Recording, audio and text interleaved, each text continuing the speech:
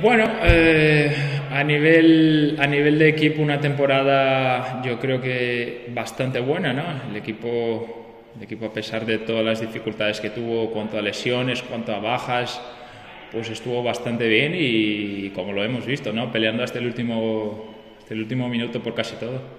Sí, sí, sí, se notó. Y además incertidumbre, ¿no? Por lo que había de pasar. No sabíamos, nos preguntábamos, pero ¿cómo va a ser esto? ¿Cómo va a ser la temporada del año que viene? Un poco de dudas, ¿no? Por todo un poco.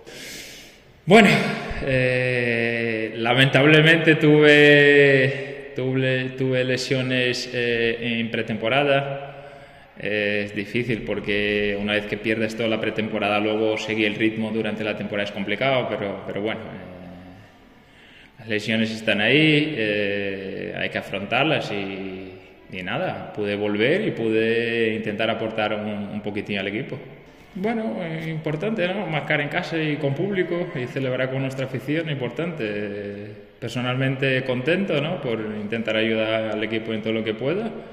Y una pena en la derrota, pero bueno.